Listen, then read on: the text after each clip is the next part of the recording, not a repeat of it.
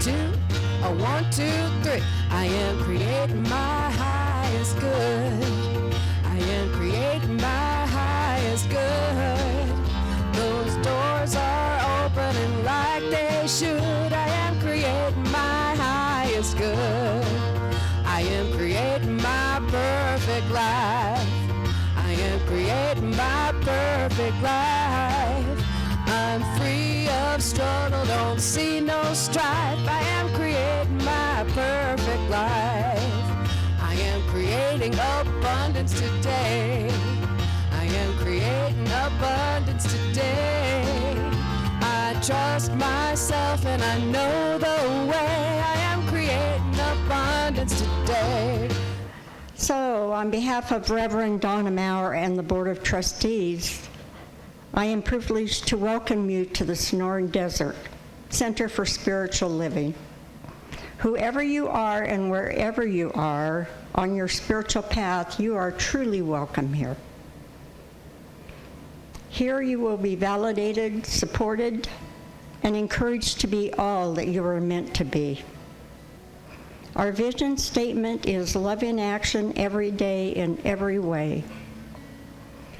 We express this love by learning and living the principles of the science of mind. You'll find our declaration of principles on the back of your program. Please join me now in reading them. I believe there is an infinite intelligence operating throughout the universe. I believe this intelligent power is only good. I believe this intelligent power expresses as me. I believe through my conscious use of this power, I create my life as happy, healthy, and complete. And so it is. So if this is your first time here, will you stand up? Ah, and what are your name? My name is Jeffrey, and this is my wife, Lucianne. My name is Lucianne. Jeffrey and Lucianne. Welcome. That's great. You're going to love being here. Anybody else new today? No.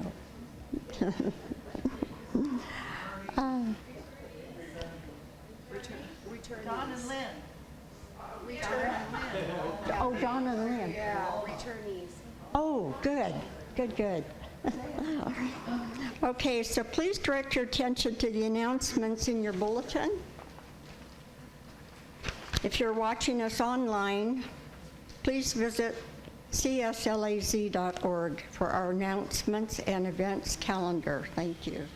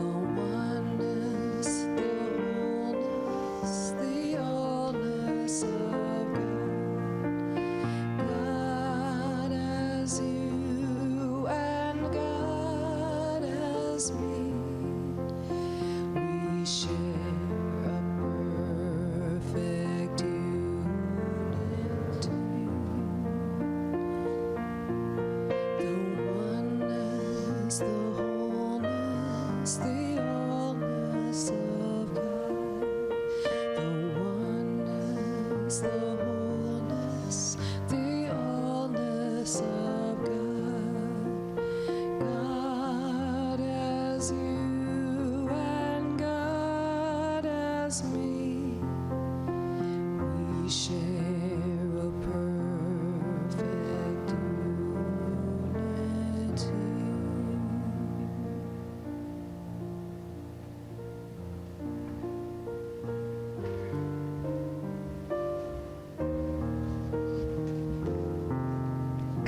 morning. It's a beautiful morning. It's been a long time since I've been up here due to a couple of bouts of pneumonia and odds and ends, but I'm back. Thank you. So,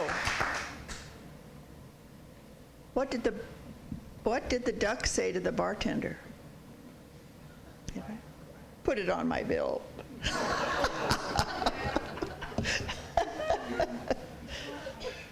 Okay, now we know what it's like to live in Emerald City, right? It's just beautiful. And one of the blessings that I had on this time when we're counting our blessings was I had to go down to Nogales to renew my global entry pass.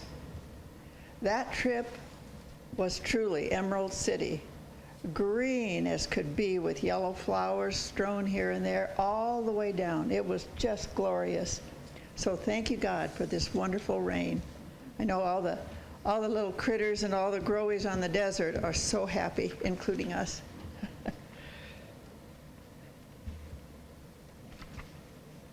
Okay. I want to just mention, I watched Sunday Morning. It's one of my favorites.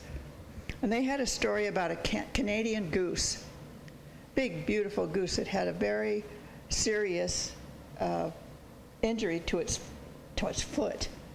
And they were in their sanctuary and beginning to do the surgery on the foot when there was a tap, tap, tapping on the door. And they wondered, what is that? Well, it was his wife tapping on the door. So they named the goose Arnold, and his wife was Amelia. And he was there for 4 weeks, and they would put him out for 1 hour outside in a cage. And Amelia would come running and squawking and preening him and spent her time in the cage with him. And when he finally was released, there she was, and they waddled off together into the sunset. Just so cute. Beautiful, beautiful geese. So let's just settle ourselves now. Take a breath.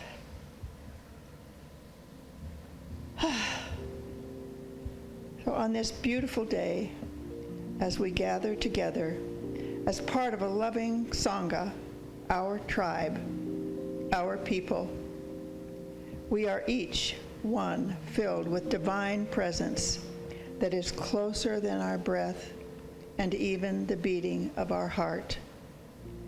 We are grateful for this knowing. Because of it, we can do anything. We can be anything. We can be a blessing to the world just because we are alive and paying attention. We say thank you to our Reverend Donna, whose words find a special place in our minds that enrich and inspire us in the days to come. All is well, as we say together, and so it is. I don't know how many of you get the Science of Mind magazine. Yes. I know there are a number of you, but it's just wonderful. And one of my favorite little one-page specials is an article called Murphy's Dogma. It's very sweet, and it's supposedly written by Bob Luckin's dog, Murphy. This was from July. Anyway, for those of you who don't currently have a pet, just imagine one sitting next to you. Any size, nice and warm, beautiful, loving eyes leaning into you. So inside every creature, there's a place others cannot see. It is a private place where dreams and hopes take root, where love grows strong, where lost is followed by found. It's a place where a single tear can flood 1,000 souls. It's a place where love has no beginning or end, a place words can't find, a place that can't be seen with everyday eyes. It's a place where the smallest act of love fills the universe with joy. It's a private place. It's a place of love and kindness. It's a place where heart songs are sung out loud. You've heard them late at night and early in the morning, songs carried gently by the breeze and hidden beneath the wings of hummingbirds and eagles. It's a place that heals all wounds. It's where life is renewed and where every flower blooms. Every creature is born knowing of this place. That includes you and me. It's the place we come from and the place we will return. I wanted you to know that I know of this place. If in your day-to-day life you've forgotten it, sit with me. Close your eyes. Take a deep breath and allow yourself to remember. I am here with you to help you remember. And a note at the bottom of this page says, there's a sacred place inside us all. Stop and listen to the songs of your heart. They will never lead you astray. So now I'm going to take this lovely candle and hope that it's, yay! Hey, all right. So this represents the light that shines in all of us. And I will take it now to the prayer table and invite you to come and put a prayer request in. Nothing is forgotten, and we will pray with you, your minister, and your spiritual team. So thank you all for being here.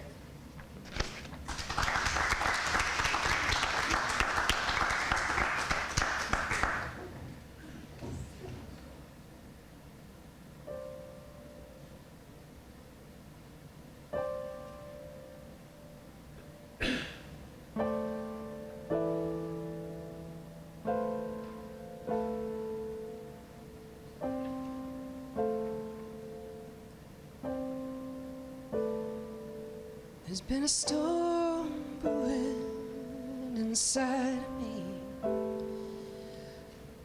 clouds moving around my heart.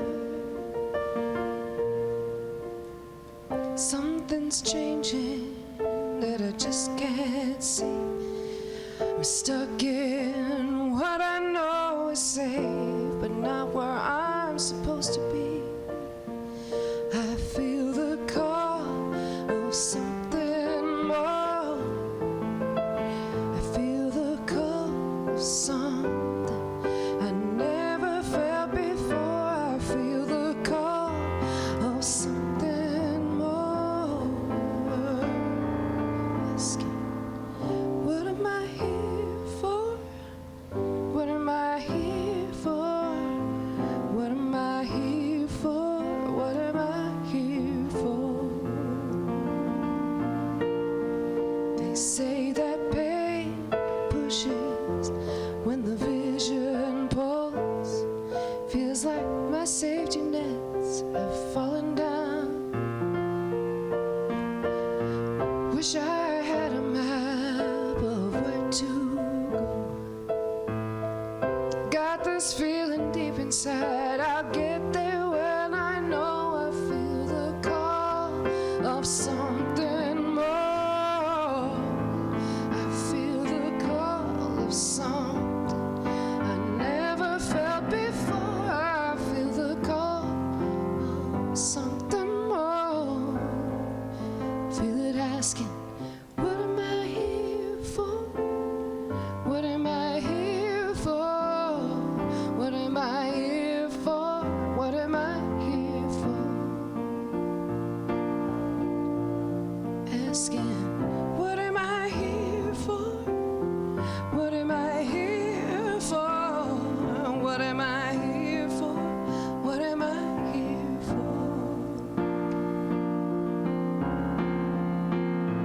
I wanna make a move right now, though I don't know when or how. When I trust and I know the truth, my heart will point the way. I will take a step in faith and let faith light my way. Let my light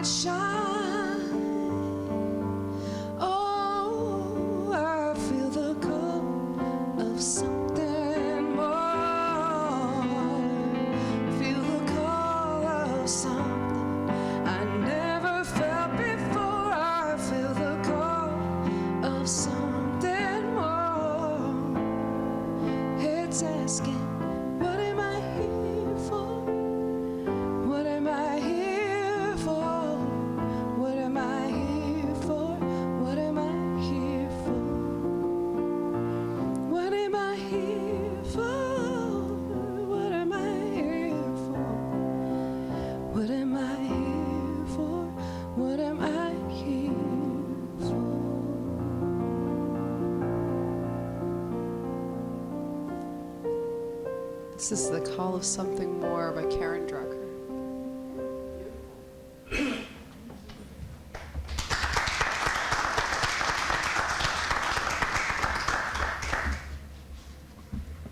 Good morning. Well, last Sunday I gave you 2 assignments. You know, the first was to pick a 48-hour time frame to become aware of unexpected gifts. And then the other was a 2-day period there. I asked you to keep track of all the blessings in your life, so even the smallest little blessings. So I know that I already know one person that's raring to share her stuff. So I'm going to call Susan up, and then if anybody else would like to share what happened to them this past week, please just follow Susan, okay?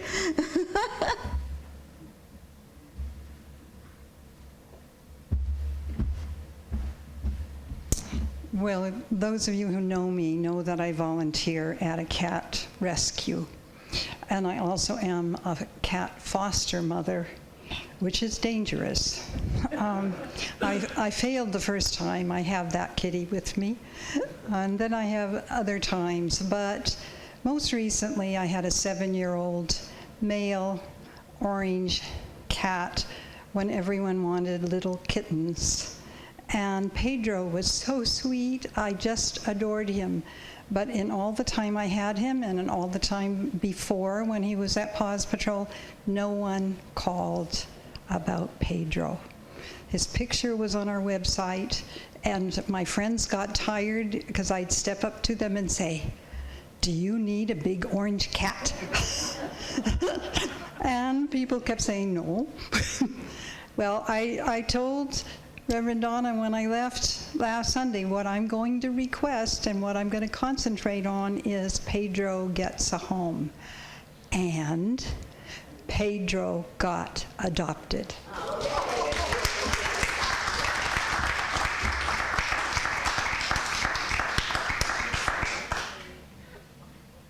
Okay.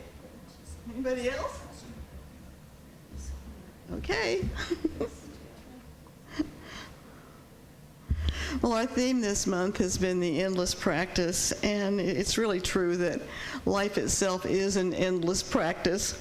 Mark Nepo writes, "In actuality, living is an endless practice through which we become who we were born to be, step by step, face to face, and heart to heart." And I think because you and I, as I've said this before, are involved in this endless practice as a spiritual journey, I really think that we're called to a higher consciousness. You know, our centers for spiritual living throughout the country are generally not huge in numbers. We have a few. We have Denver, we have Seattle, San Jose, Santa Rosa, a few on the East Coast. But for the most part, our centers have under 100 members.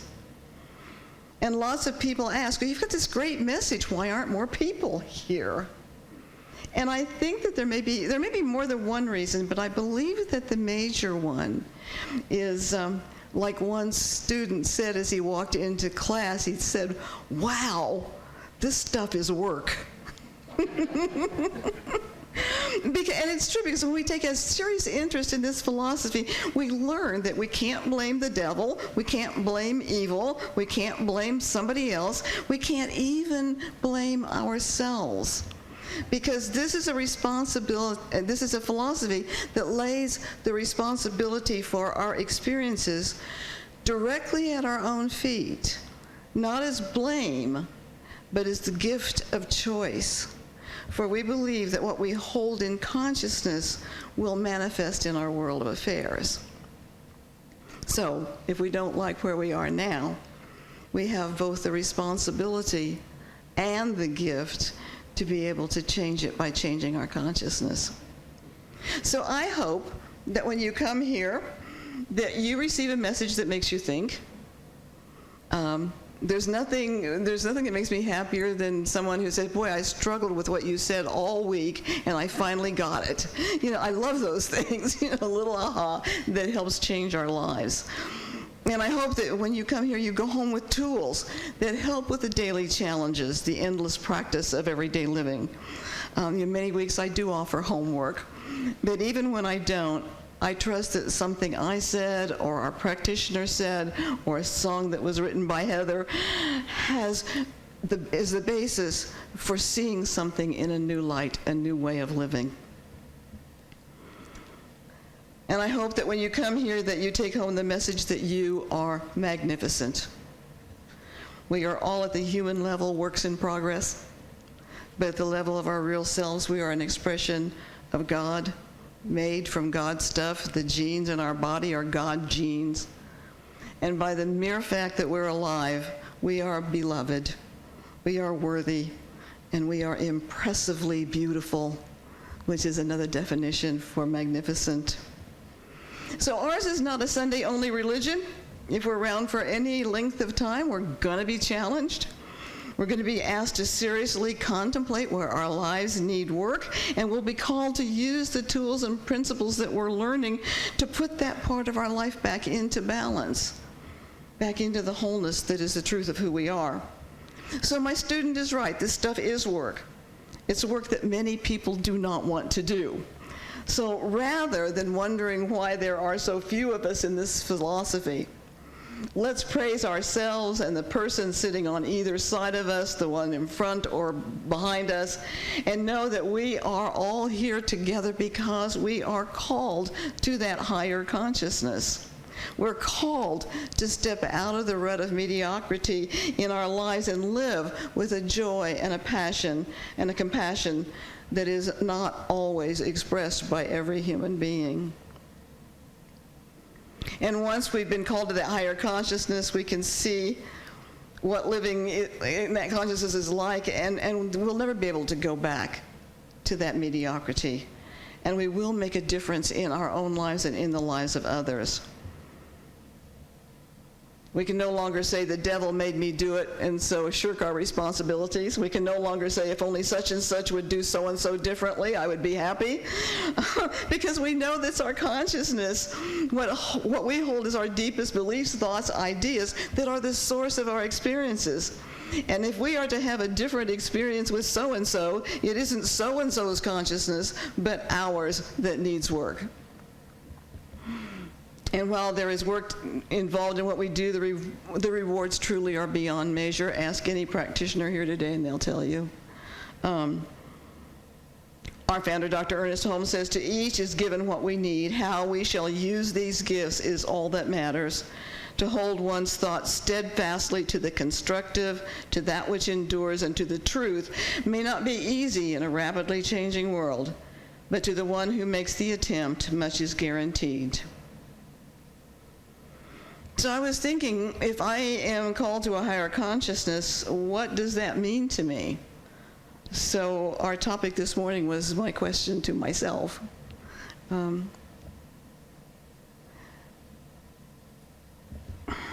a minute, I think I lost a page. Yeah, I did. So if I've accepted this call to a higher consciousness, what am I standing for as I move about the world? So that's my question, and I'm going to put it out to you. Because Lao Tzu says the way to do is to be.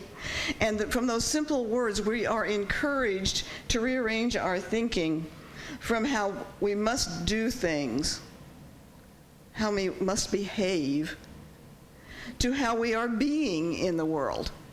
It's really an adjustment from seeing from the outside in to seeing from the inside out. I was reading Erich Fromm's book, To Have or To Be. It was published in the mid-'70s. And Dr. Fromm says very much the same thing about having and being, that merely acquiring things, having all the things we think we desire, doesn't bring happiness. It never has. But there's a mode of being that is necessary if we are to be in balance with who we are. And he says the mode of being has as its prerequisites independence, freedom, and the presence of critical reason. Its fundamental characteristics is that of being active, not in the sense of outward activity, of busyness, but of inner activity, the productive use of our human powers. According to Fromm, there are two types of activity. There's alienated activity and there is non-alienated activity. So with alienated activity, we don't experience ourselves as the subject of our activity. We experience the outcome of our activity as something over there, something separate from us. We also, in alienated activity, we often feel that we are acted upon by external circumstances. Why me? So why me? In non-alienated activity, we experience ourselves as a subject of our activity. Fromm says, non-alienated activity is a process of giving birth to something, of producing something, and remaining related to what I produce. This implies that my activity is a manifestation of my powers, that I and my activity and the result of my activity are one. I call this non-alienated activity productive activity. Productive activity. So here's a couple of examples of these different types of activity, and I've used this story before. The president of a large railroad company was on an inspection tour when he encountered a laborer in a suction game with whom he had worked 40 years earlier. He greeted his old friend warmly, talking with him for a few minutes about the good old days. The laborer said to the executive, "Bert, you've come a long way from the time we were laying tracks together." And Bert replied, "No, Sam, that's not quite correct. You were laying tracks. I was building a railroad." Two men have jobs. One man goes to work for the paycheck. He doesn't like what he does. He lives for the weekend. He's alienated from what he does. It's separate from who he really is. If something goes wrong, he takes the stance of victim, believing that the external forces outside of him are causing his discomfort. And he can be true to himself only on weekends or other times when he's not at his job, And the other man has a job that he loves. He's doing something he cares about. He works with people he cares about, and he puts himself wholly into that which he loves. And this man is involved in non-alienated activity. He, his work, and the result of his work are all a part of him. And if something goes wrong, he looks for ways to make it right, believing that this is all part of the creative process that will ultimately add to the success of the company and to his personal sense of pride. So the productive part of non-alienated activity is simply the state of what's going on inside at any given moment. Fromm says, productive people animate whatever they touch. They give birth to their own faculties and life, and bring life to other persons and to things. So if you look at it, Bert saw the work he was doing as his contribution to a higher vision. Sam saw his job as a paycheck. A long time ago, during the Middle Ages, 3 stonemasons were hard at work. A passerby asked them what they were doing. The first stonemason, sweat beading his brow, grumbled, "I am cutting the stone." The second stonemason, also hard at work, sighed, "I am building a parapet." The third stonemason, working harder than the others, replied with a radiant face, "I am building a beautiful cathedral that will glorify God." So the first 2 men were involved in alienated activity. This was just something to do. It stopped right there with them. They felt no participation in the final outcome, but the third man was involved in non-alienated activity. Even though he was doing the same job as the others, he, like Bert, saw his contribution to a higher purpose. So if we're being called to a higher consciousness, it seems to me that we need to take a closer look at how we can live from the state of beingness where we are immersed in productive, non-alienated activity. We need to see if there's any disconnect between that which we really are in our innermost being and that which we portray to the outside world. Leadership management specialist Stephen Covey says that we need to learn to live by a compass. A compass points to true north so we can always get our bearings. And true north principles are those intrinsic truths that are the foundation of who we are. Covey says the reality of true north gives context and meaning to where we are, where we want to go, and how to get there. Without a compass or stars or a correct understanding of our location, we may have trouble locating it, but it is always there. And he says, as human beings, we have unique endowments that distinguish us from the animal world, and these endowments reside in that space between stimulus and response, between those things that happen to us and our responses to them. That's the gap between stimulus and response. And he identifies these as self-awareness, conscience, independent will, and creative imagination. Self-awareness is our capacity to stand apart from ourselves and examine our thinking, our motives, our history, our scripts, our actions, our habits, and tendencies. To be self-aware, to be mindful, is to see with our inner eye from that place of love and joy, and then let what we see within be how we contact with others and with those experiences that are not in our control. The second endowment is conscience. And Stephen says that our conscience connects us with the wisdom of the heart. It's our internal guidance system. And it's through meditation, contemplation, letting ourselves be quiet and receptive to our inner guidance, that we tap into an inner wellspring of wisdom. And once we've listened to that still small voice, then that is what we act from. The third one is independent will, and that's our power to act, to rewrite our scripts, to act and react from principle rather than knee-jerk responses. That's what that gap is so important, to spend a few minutes in the gap before we respond to something. And it's to know that no matter what's happened to us, we are not the product of our past. We are the product of our choices. So it's our independent will that allows us to act in integrity with our conscience. When we are called to our higher consciousness, our choices come from the heart more than they come from the intellect. And the final one is creative imagination, and that empowers us to create beyond our present reality. It enables us to write personal mission statements, set goals, plan meetings, visualize ourselves living our mission statements, even in the most challenging circumstances. And we can imagine any scenario we want for the future.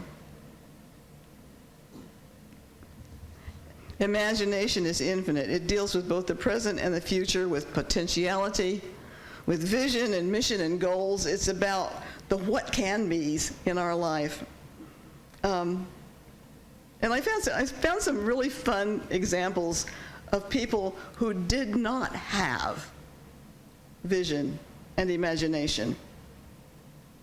In 1943, Thomas Watson, chairman of IBM, quote, "I think there is a world market for maybe 5 computers."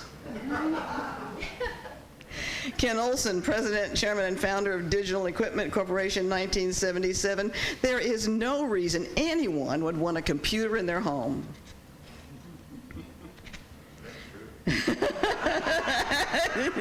Now wait.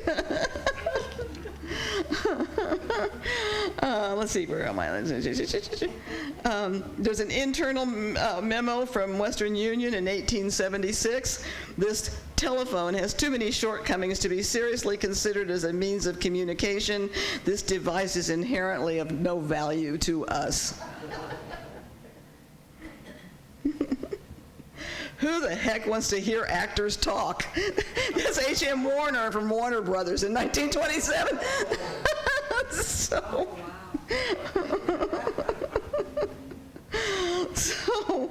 So creative imagination. Oh, I want to do this one because it's two more. One of them is we don't like their sound and the guitar music is on the way out. That was Decca Recording Company rejecting the Beatles in 1962. And this is from Steve Jobs on attempts to get Atari and HP interested in he and Steve Wozniak's personal computer. He said, "So we went to Atari and said, 'Hey, we've got this amazing thing, even built with some of your parts. How about funding us? Or we'll give it to you. We just want to do it. Pay our salary. We'll come work for you.' And they said no. So then we went to Hewlett-Packard And they said, hey, we don't need you. You're not even through college yet. So creative imagination invites us to visualize outside the box. It invites us into the possibilities, which really have no limits. We talk about that all the time. And when we live from those true north principles, those eternal verities with which we are born, then as Erich Fromm says, we do animate whatever we touch.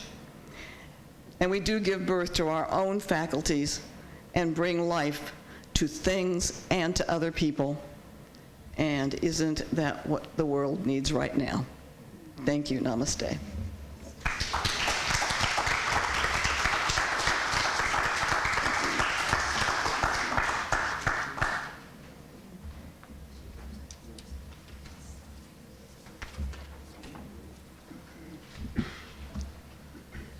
We have an awesome song by Daniel Nahmad today.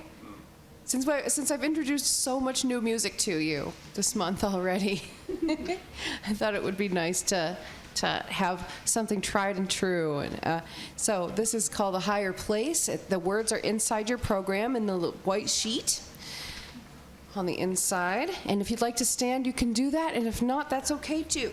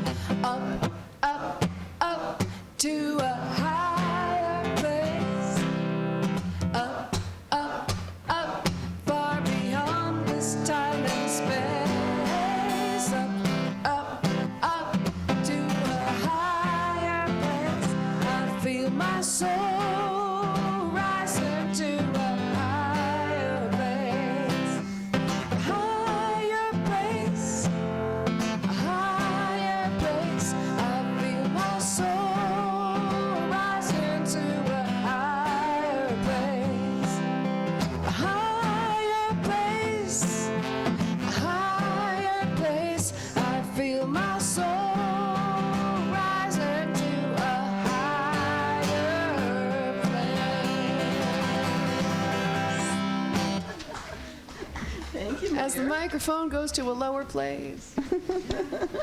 Thank you very much. Okay. It's time for our offering. And for those of you who are watching on YouTube, there is a little place that says donate on the explanation of the video. So we would love to have you join us and be a part of our spiritual family. Okay, so won't you all join me in our offering affirmation?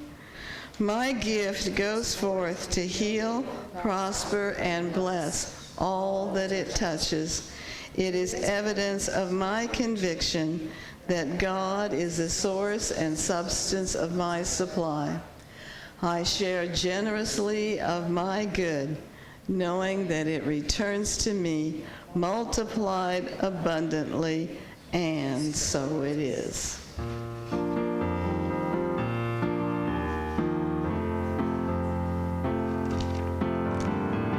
I am grateful, oh so grateful, for the blessings in my life. I am grateful, oh so grateful, for the blessings in disguise.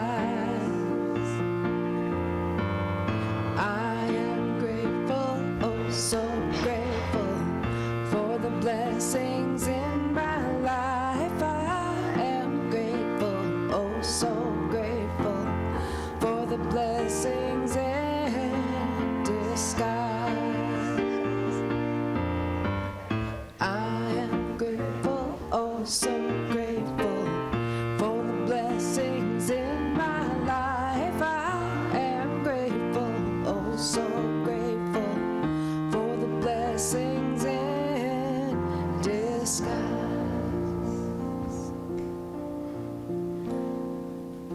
So thank you all for your generosity that allows us to continue our work here in Amado and Green Valley. So God bless you all.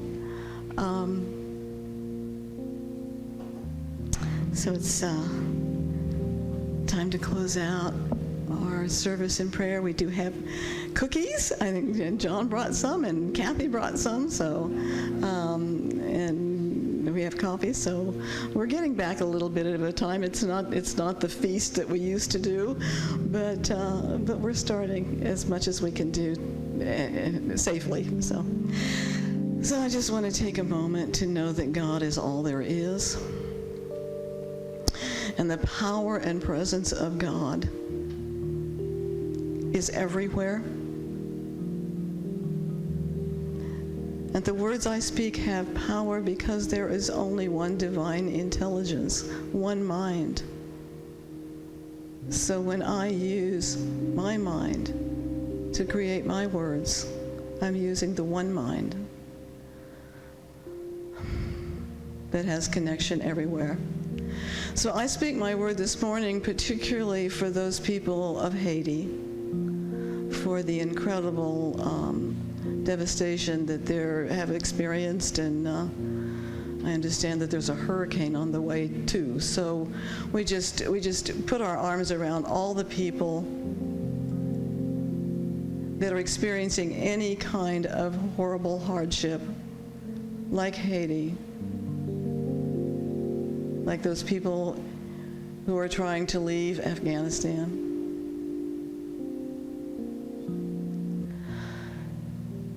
And in our own individual lives, if we are experiencing any kind of a challenge, to know that that challenge has a beautiful, perfect outcome as we turn to that power and presence.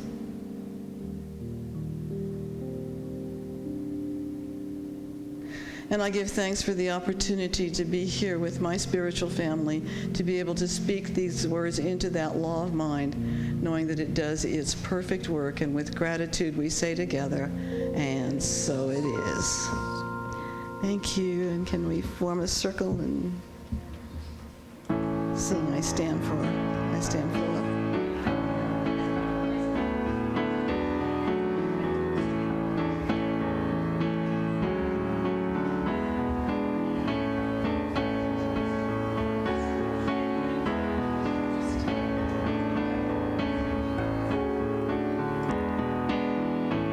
So let there be peace. I am a stand for peace. Let there